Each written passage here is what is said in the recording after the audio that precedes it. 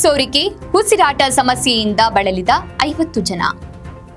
ಹೊಸದುರ್ಗದಲ್ಲಿ ನೀರು ಶುದ್ಧೀಕರಣ ಘಟಕದಲ್ಲಿ ಕ್ಲೋರಿನ್ ಲೀಕೇಜ್ ಆದ ಪರಿಣಾಮ 50 ಜನರು ಉಸಿರಾಟದ ಸಮಸ್ಯೆಯಿಂದ ಬಳಲಿ ಸಾರ್ವಜನಿಕ ಆಸ್ಪತ್ರೆಯಲ್ಲಿ ಚಿಕಿತ್ಸೆ ಪಡೆದ ಘಟನೆ ನಡೆಯಿತು. ಕೂಡಲೇ ಸ್ಥಳಕ್ಕೆ ಧಾವಿಸಿದ ತಹಶೀಲ್ದಾರ್, ಪುರಸಭೆ ಮುಖ್ಯಾಧಿಕಾರಿ, ವೃತ್ತ ನಿರೀಕ್ಷಕ, ಅಗ್ನಿಶಾಮಕ ದಳದವರು ಪರಿಸ್ಥಿತಿ ಸುಧಾರಿಸಲು ಹರಸಾಹಸ ಪಡಬೇಕಾಯಿತು. ತಜ್ಞರ ತಂಡದೊಂದಿಗೆ ಸ್ಥಳಕ್ಕೆ ತೆರಳಿ ನೀರಿನಲ್ಲಿ ಕ್ಲೋರಿನ್ ವಿಲೀನಗೊಳಿಸಲಾಗಿದೆ ಎಂದು ಪುರಸಭೆ ಮುಖ್ಯಾಧಿಕಾರಿ ತಿಮ್ಮರಾಜು ಮಾಹಿತಿ ನೀಡಿದರು.